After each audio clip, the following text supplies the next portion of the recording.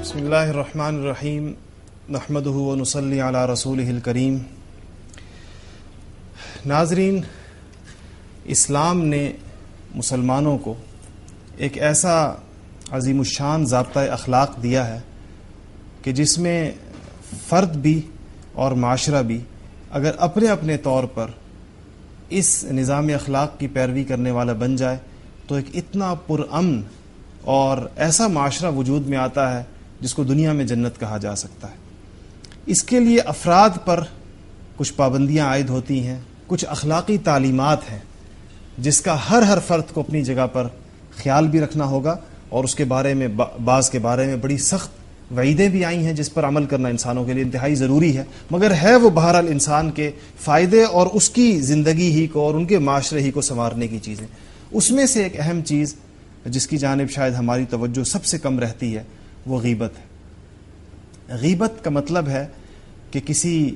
مسلمان کی، کسی بھائی کی اپنی ایسی برائی کرنا اس کی پیٹھ پیچھے جس کو اگر وہ سن لے تو وہ اس کو ناپسند کرے، اور وہ قطعاً اپنا تذکرہ اس انداز سے پسند نہ کرتا ہو جس انداز سے اس کے پیٹھ پیچھے کوئی آدمی اس کے بارے میں کوئی تبصرہ کرے۔ قرآن پاک کی آیت ہے کہ وَلَا يَغْتَبْ بَعْضُكُمْ بَعْضًا أَيُحِبُّ أَحَدُكُمْ أَن يَأْكُلَ لَحْمَ أَخِيهِ مَيْتًا فَكَرِهْتُمُوهُ وَاتَّقُوا اللَّهَ إِنَّ اللَّهَ تَوَّابٌ رَحِيمٌ۔ یہ آیت غیبت سے متعلق ہے۔ اس کا مفہوم یہ ہے کہ ایک دوسرے کی غیبت مت کرو، وَلَا يَغْتَبْ بَعْضُكُمْ بَعْضًا، ایک دوسرے کی غیبت مت کرو، کیونکہ یہ ایسا برا عمل ہے جیسے اپنے مردار بھائی کا گوشت کھانا۔ تو کیا تم میں سے کوئی پسند کرتا ہے کہ اپنے مردار بھائی کا گوشت کھائے، اپنے مرے ہوئے بھائی کا گوشت کھائے؟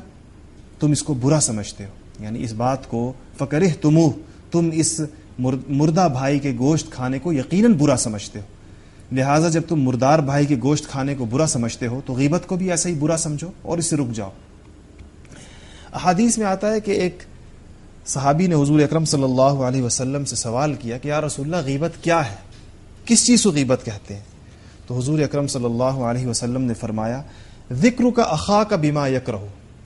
تمہارا اپنے بھائی کا تذکرہ اس طریقے سے کرنا، اپنے بھائی کے بارے میں کوئی بات اس طریقے سے کرنا جو اس کو ناگوار ہو، یہ غیبت ہے۔ تو ان صحابی نے پوچھا کہ ان کان فی اخی ما اقول،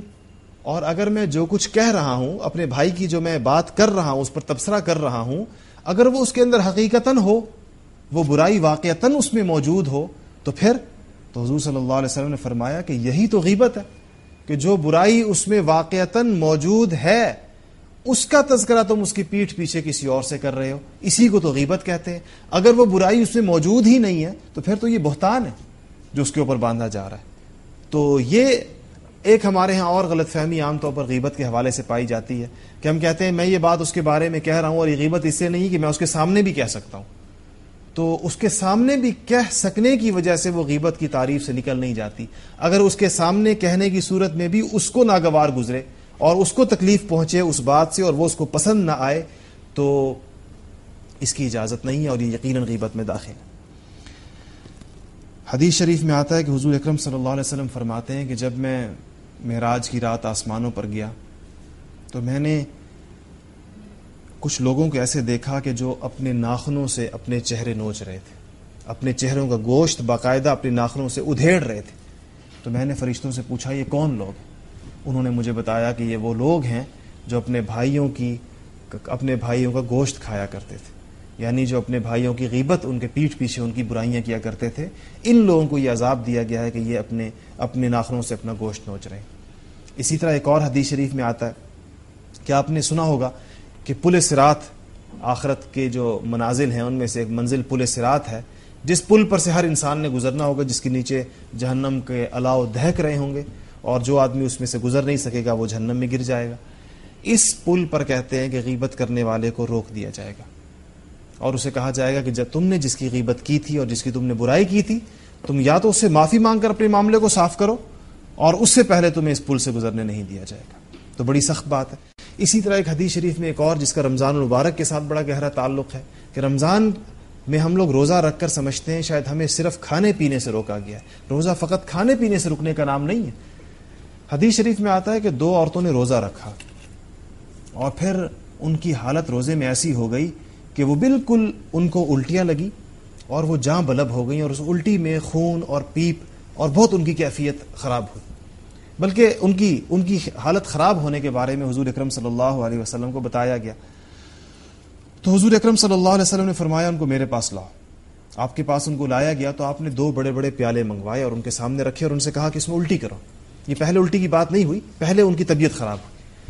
اس کے بعد جب ان کے سامنے پیالے رکھے گئے اور کہا گیا اس میں قے کرو، اس میں الٹی کرو، تو جب ان عورتوں نے اس میں الٹی کی تو ان کی الٹی میں خون اور گوشت کے لوتھڑے اور پیپ اور اس طرح کی چیزیں ان کی الٹی میں نکلی۔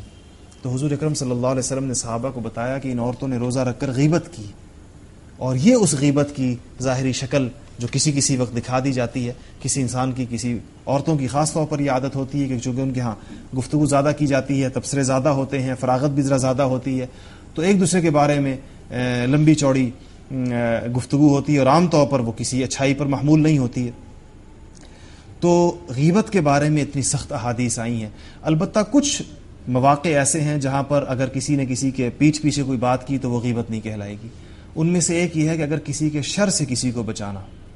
حضرت عائشہ صدیقہ رضی اللہ تعالیٰ عنہ فرماتی ہیں کہ ایک دفعہ میں حضور اکرم صلی اللہ علیہ وسلم کے پاس بیٹھی تھی تو ایک شخص آیا، دور تھا، تو حضور صلی اللہ علیہ وسلم نے فرمایا کہ یہ اپنے قبیلے کا برا آدمی۔ تو اس پر محدثین نے لکھا، جب وہ آیا تو اس کے ساتھ معاملہ آپ نے بہت اچھا کیا، تو عائشہ رضی اللہ تعالیٰ عنہ کو اس پر یقیناً تعجب ہوا۔ تو محدثین نے لکھا ہے کہ یہ غیبت نہیں تھی، بلکہ حضرت عائشہ صدیقہ رضی اللہ تعالیٰ عنہ کو حضور یہ بتانا چاہ رہے تھے کہ اس کے شر سے محفوظ رہنے کی کوشش کرو، اس کے شر سے بچنے کی کوشش کرو۔ تو اگر کسی آدمی کے بارے میں مثلا ایک آدمی کی دھوکہ دہی کی عادت ہے، لوگوں کے پیسے مارنے کی عادت ہے، تو کوئی دوسرا آدمی اس کے بارے میں جس سے وہ معاملہ کرنے چلا ہے اس کو بتا دے کہ بھائی خیال کرنا یہ پیسوں کے معاملے میں ایسا ہے، تو یہ غیبت نہیں سمجھی جائے گی، کیونکہ اس نے اس کے شر سے بچنے کے لیے دوسرے آدمی کو متنبع کر دیا۔ اسی طرح اگر کسی کی جان بچانے کا موقع آ جائے، کسی کی جان کو خطرہ ہو، تو وہاں آپ کو پتہ ہے مثلا کوئی آدمی کسی آدمی کو مارنے کے درپے ہے، اس کے پیچھے جا رہا ہے، ایسے موقع پر اگر کوئی آدمی جھوٹ بھی بول دیتا ہے یا کسی اور طریقے کے ساتھ اس کی جان بچ جاتی ہے دوسرے آدمی کی، تو یہ بلکہ واجب ہے ایسے موقع پر تو جھوٹ بولنا۔ اگر ہمارے سچ بولنے سے کسی آدمی کی جان جا رہی ہے مظلوم کی، تو ہم سے کوئی آدمی پوچھ رہا ہے وہ کہاں چھپا ہوا ہے، تو اس موقع پر تو ظاہر بات ہے کہ اس کو نہیں بتایا جائے گا اس بات کا۔ ایک بات اور بڑی اہم ہے کہ ایک آدمی چاہے فاسق اور فاجر اور کتنا ہی گناہگار کیوں نہ ہو، اس کی وجہ سے اس کی غیبت جائز نہیں ہو جاتی۔ لکھا گیا ہے کہ عبداللہ ابن عمر رضی اللہ تعالیٰ عنہ کی مجلس میں کسی نے حجاج ابن یوسف کے بارے میں کی برائی کی، تو انہوں نے فوراً فرمایا کہ یہ مت سمجھو کہ حجاج کی گردن پر ہزاروں بے گناہ لوگوں کا خون ہے تو اس وجہ سے اس کی غیبت جائز ہو گئی ہے، بلکہ وہ پھر بھی اس کی غیبت کرنے کی بھی اجازت نہیں ہے، انہوں نے باقاعدہ اس سے منع کر دیا۔ غیبت سے بچا کیسے جائے؟ یقیناً اس کی شناخت تو ہمارے سامنے آئی ہے۔ غیبت سے بچنے کا طریقہ مشائخ نے لکھا ہے کہ ایک یہ ہے کہ ایک تو لوگوں کا تذکرہ کم کیا جائے،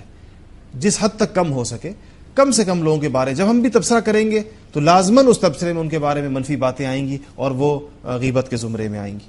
اور اس کے بعد یہ ہے کہ اگر جس کی غیبت ہو چکی ہے اس سے معاف کرایا جائے مرنے سے پہلے، اور معافی کی بہت بڑی فضیلت آئی ہے۔ حدیث میں آتا ہے کہ جو آدمی کسی سے معافی مانگے تو اور واقعتاً نادم ہو جائے اور شرمسار ہو کر دوسرے آدمی سے معافی مانگ رہا ہو، تو اللہ تعالیٰ فرماتے ہیں کہ اگر اس دوسرے آدمی جس سے معافی مانگی جا رہی ہے اس نے معاف کر دیا تو میں اس کو ایسے دن معاف کروں گا جس دن اس کو معافی کی بڑی سخت ضرورت ہوگی، اس دن میں بھی اس کو معاف کروں گا۔ اور اگر کوئی آدمی کسی سے بڑی لجاجت سے، بڑی عاجزی سے، بڑی تواضع اور انکسار سے معافی مانگ رہا ہے اور دوسرا آدمی معاف کرنے پر تیار نہیں ہے، تو حدیث میں آتا ہے کہ اللہ تعالیٰ فرماتے ہیں کہ میں بھی اس کو اس دن معاف نہیں کروں گا جس دن یہ مجھ سے معافی طلب کر رہا ہو۔ آج یہ دنیا میں ایک فرعون بنا ہوا ہے اور لوگوں کو معاف کرنے پر تیار نہیں ہے۔ تو غیبت کا علاج اور اس کا کفارہ یہی ہے، یعنی غیبت کا کفارہ کہ یہ انسان جن لوگوں کی غیبت کی ہے ان سے معافی مانگے گا۔ ضروری نہیں یہ کہے کہ میں نے آپ کی غیبت کی ہے، بلکہ اس سے کہے کہ آپ کے بہت سارے حقوق میرے ذمے ہیں اور ہمارے بارے بہت ساری باتیں ایسی ہو جاتی ہیں تو آپ مجھے اس سے معاف کر دیں۔ اگر وہ اس کو دنیا میں معاف کر دیتا ہے تو یہی اس غیبت کا کفارہ ہے۔ اللہ جل جلالہ ہم سب کو اسلامی اخلاقیات کے تمام اصولوں پر عمل کرنے کی توفیق نصیب فرمائے اور خصوصیت کے ساتھ اس مبارک مہینے میں اپنی زبان کی حفاظت کی توفیق نصیب فرمائے کہ ہماری زبان کی